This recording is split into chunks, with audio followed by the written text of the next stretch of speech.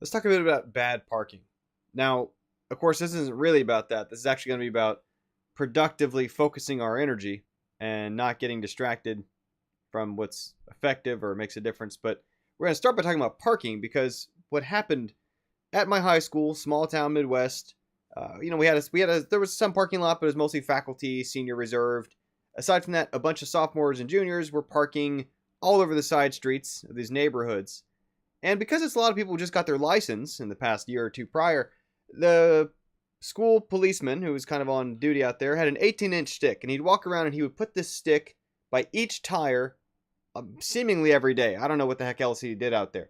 Check every single car, and if it was more than that 18-inch stick away from the edge, he would leave a ticket on their dash. Now, these are wide streets, in many cases one-way streets. There's plenty of room, but that was his way to make sure that he was enforcing this parking being away from the side. And one of the silly side effects this has had on me, right, is that for the next 20 some odd years of my life, whenever I see a car and it seems like it's a little bit away from the sidewalk, my brain starts picturing that cop with his down there with his 18-inch stick checking the tires.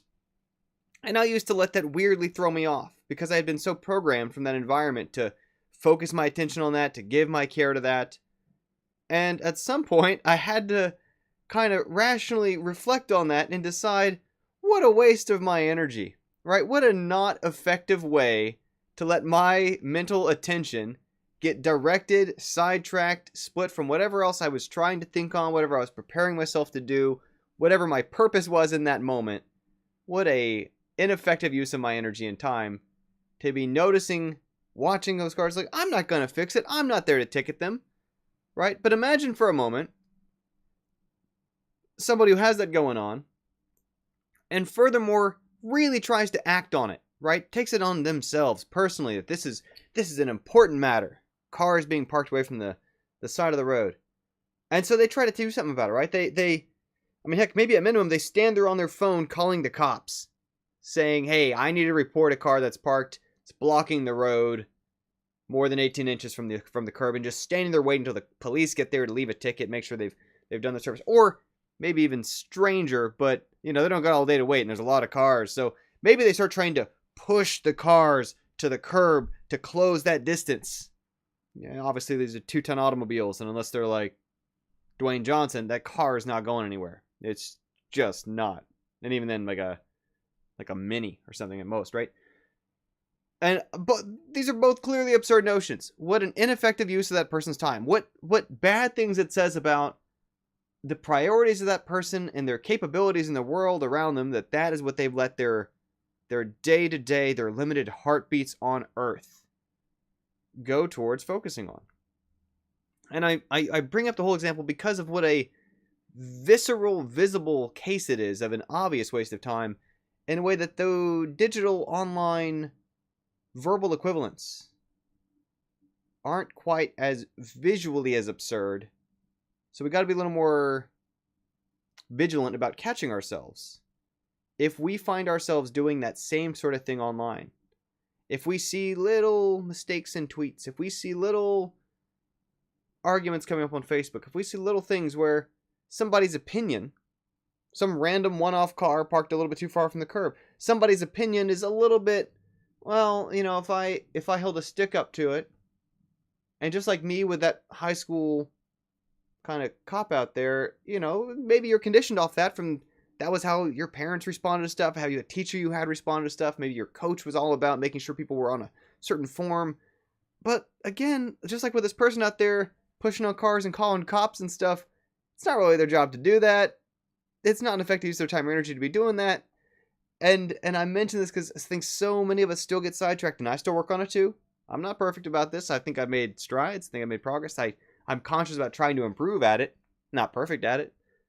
But I feel like a lot of us still find ourselves getting swirled up. And part of why this is so key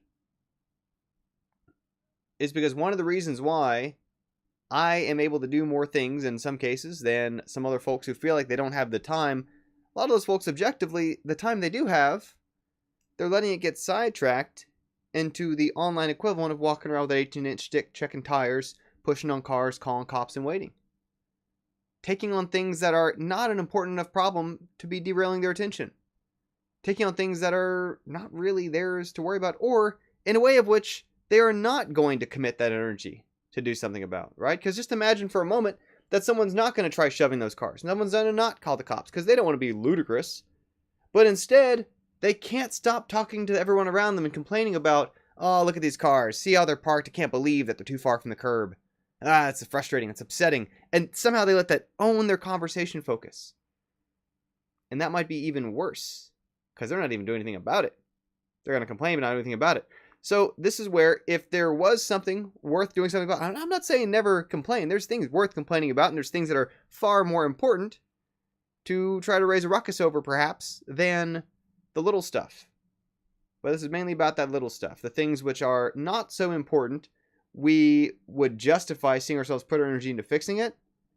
I guess my real final little, my core thesis here is to say if it's not something you feel you would feel good about putting energy into actually doing something about, without feeling like that was ludicrous, without feeling it was a ridiculous waste of time and a bad reflection on how you choose to prioritize things, then try to take that same filter and apply that to what you will let yourself be distracted by, what you will let yourself spin off your energy into, what you'll let yourself swell to fill the free time you would have or should have if you didn't let yourself get caught up in all this stuff.